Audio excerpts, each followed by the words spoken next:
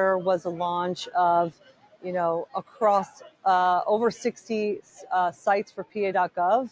So we revamped that entire thing, retired some legacy platforms in the background, launched a brand new design system to make the look and feel consistent across, introduced search and a services directory of over 1,000 services. Because again, that human-centered design is really about, you're a resident, you're coming to our website, you're trying to figure out some information, get a vital service, right? And so we're trying to make sure that whatever website you land on of our 30 plus agencies, we're getting you to what you need to do. So the research that went into guiding how we did that was essential. We interviewed almost 100 people on the way to developing it, and we were seeing some amazing results. So I think about a 20% lift in traffic across the board, reduction in our bounce rate of about 50%, which we read as people are staying because they're getting,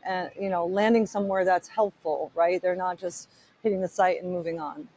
Yeah, absolutely. And I want to go back to something you mentioned with regards to efficiency. I know something that you guys have also been working on is like streamlining the procurement process. Yes. So what's going on there? Yeah.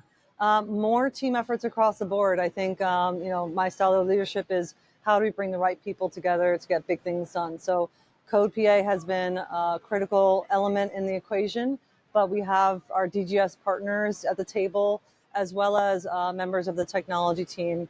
And what we're trying to do is streamline procurement in the right ways, right?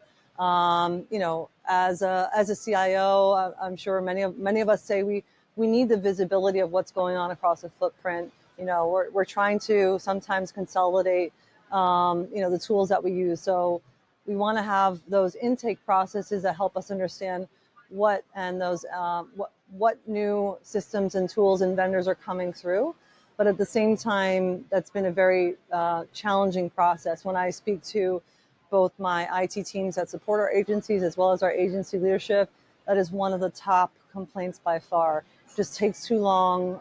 We're asking people to collect the same information in 4 distinct parallel processes. So we've launched a new form for one subset of our procurements, and that's reduced the amount of fields from 70 something to just a handful. So we're collecting the right information and leveraging and keeping that information as it progresses through the life cycle. So we're not asking people to input things over and over again.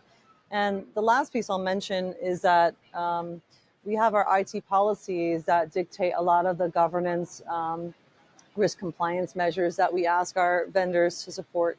And tucked into that, we've also simplified our policy footprint so that it's easier for our vendors to understand. It's aligned to industry standards like NIST. So they have a really clear sense of what they need to comply with when they want to work with Pennsylvania. That also helps that whole process work much more efficiently.